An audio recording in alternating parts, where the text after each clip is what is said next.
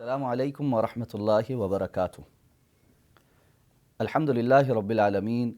والعاقبۃ للمتقین والصلاة والسلام علی سید الانبیاء والمرسلین نبینا محمد وعلی آلہ واصحابہ ومن تبعہم بإحسان الی یوم الدین، اما بعد۔ محترم ناظرین، پروگرام صاحب اور صاحبہ میں آپ کا میزبان ابوبکر صدیق حاضر خدمت ہے۔ ناظرین محترم، پروگرام کے عنوان سے آپ ضرور چونکے ہوں گے کہ صاحب اور صاحبہ اس سے کون مراد ہیں۔ ایک مسلمان معاشرے میں جن رشتوں کی سب سے زیادہ اہمیت ہے ان میں صاحب اور صاحبہ کا رشتہ یعنی میاں اور بیوی کا رشتہ اہم ترین رشتہ ہے۔ انسانیت کی ابتدا جس رشتے سے ہوئی وہ میاں اور بیوی کا رشتہ ہی تھا، اور اللہ رب العزت نے حضرت آدم علیہ السلام اور حضرت حوا علیہ السلام کے ذریعے تمام انسانوں کو اس دنیا کے اندر پیدا کر کے بسایا ہے۔ سورہ نساء میں اللہ رب العزت نے ارشاد فرمایا، یا ایھا الناس اتقوا ربکم الذی خلقکم من نفس واحدہ وخلق منها زوجہا وبث منہما رجالا کثیرا ونساء۔ اے لوگو، اپنے اس رب سے ڈرو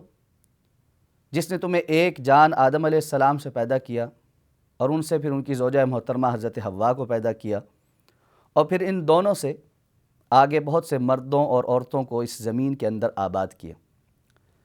تو انسانیت کا سب سے پہلا رشتہ جو اللہ رب العزت کی طرف سے مقرر کیا گیا وہ خاوند اور بیوی کا رشتہ ہے، اور اسی وجہ سے شریعت اسلامیہ میں اور ایک مسلمان معاشرے کی تشکیل میں سب سے زیادہ اہمیت اسی رشتے کی ہے۔ ناظرین محترم، آج اگر ہم اپنے معاشرے پر نظر دوڑاتے ہیں تو اس حوالے سے بہت زیادہ افراط اور تفریط کا مظاہرہ نظر آتا ہے۔ ازدواجی زندگی خوشگوار ہونے کے بجائے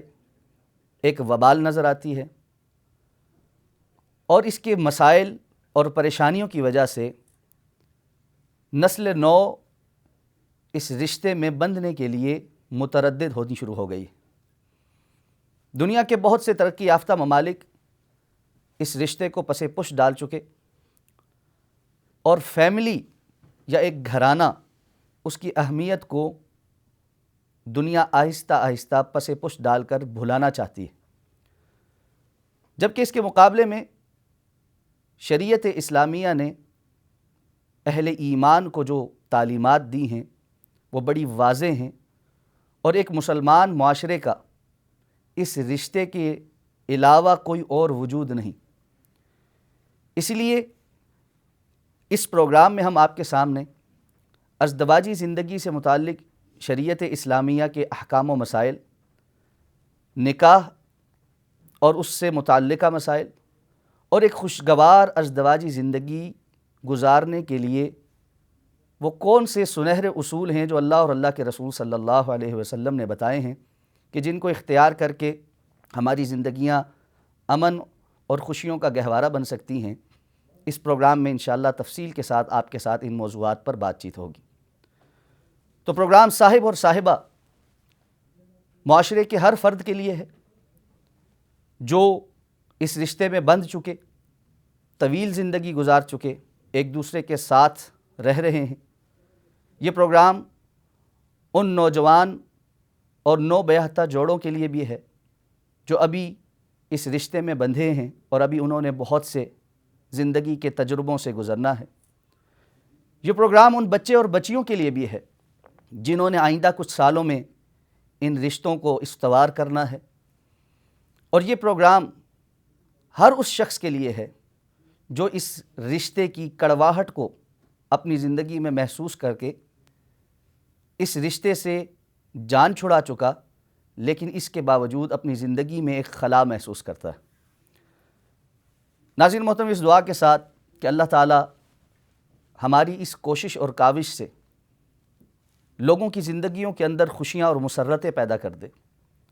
اللہ اور اللہ کے رسول صلی اللہ علیہ وسلم کے بتائے ہوئے سنہرے اصول اپنانے کی توفیق عطا فرما دے، اور ہم میں سے ہر ایک کی زندگی دنیاوی اعتبار سے اور اخروی اعتبار سے کامیاب زندگی بن جائے تو یقیناً یہ موضوع بڑا اہمیت کا حامل ہے۔ آئیے باقاعدہ اس پر اپنی گفتگو کا آغاز کرتے ہیں اور چند بنیادی باتوں کو سمجھنے کی کوشش کرتے ہیں۔ اس سے قبل کہ ہم نکاح اور اس سے متعلقہ احکام و مسائل کو جاننے کی کوشش کریں، میں تمہیداً آپ کے سامنے خوشگوار ازدواجی زندگی کے لیے چند بنیادی اور اہم باتیں پیش کرنا چاہتا ہوں۔ ہمارے ہاں معاشرے میں عموماً کہا جاتا ہے کہ شادی کا لڈو وہ لڈو ہے جس نے کھایا وہ بھی پچھتایا اور جس نے نہ کھایا وہ بھی پچھتایا۔ دوست احباب شادی کے موقع پر مذاق ہی مذاق میں اپنے دوستوں کو آزادی سلب ہونے کی نوید سناتے ہیں۔ بظاہر یہ باتیں مذاق میں کی جاتی ہیں، لیکن حقیقتاً پس پردہ کچھ ایسے تلخ حقائق ہیں جس کی وجہ سے یہ باتیں ہمارے عمومی معاشرے کا حصہ بن چکی، اور زیادہ افراد کو دیکھنے سننے سے یہ بات معلوم پڑتی ہے کہ واقعتاً شاید شادی خوشیاں ختم ہو جانے کا نام ہے، آزادی سلب ہو جانے کا نام ہے، اطمینان اور سکون کے رخصت ہو جانے کا نام ہے۔ لیکن کیا ہم یہ بات سوچ نہیں پاتے کہ اس کے برعکس شادی تو ایک اطمینان اور سکون اور خوشیوں کا ذریعہ تھا، ایک پرامن زندگی گزارنے کا ذریعہ تھا، اور اس کے کچھ مقاصد تھے جن کو ہمیں حاصل کرنا تھا۔ جی ہاں ناظرین محترم، جب ہم یہ کہتے ہیں کہ نکاح کے کچھ مقاصد تھے جن کا حصول ضروری تھا، تو بہت سے نوجوان مجھ سے حیرانگی سے یہ سوال کرتے ہیں کہ وہ کون سے مقاصد ہیں جن کا آپ ذکر کرتے ہیں۔ گویا معلوم یہ ہوا کہ معاشرے میں کتنے ہی جوڑے ایسے ہیں جو اس بات سے ناواقف ہیں، نابلد ہیں کہ جس رشتے میں وہ بندھ چکے ہیں،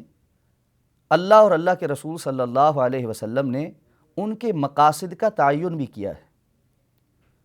کچھ گولز ہیں جو آپ نے اس رشتے سے اچیو کرنے ہیں، لیکن حیران کن بات یہ ہے کہ اکثریت کو ان مقاصد کا، ان گولز کا علم ہی نہیں ہے۔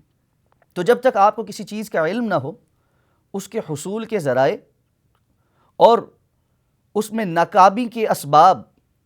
اور ان سے بچنا کیسے ہے، یہ بات ممکن ہی نہیں رہتی۔ آئیے آج کی اس گفتگو میں ہم اس حوالے سے کچھ باتیں سیکھنے اور سکھانے کی کوشش کرتے ہیں۔ اللہ تعالیٰ سے اس دعا کے ساتھ اللہ تعالیٰ ہمیں سمجھ کر عمل کرنے کی توفیق عطا فرمائے۔ محترم ناظرین، یہاں پر ایک وقفہ لیتے ہیں اور وقفے کے بعد انشاءاللہ اپنی بات کو وہیں سے دوبارہ شروع کریں۔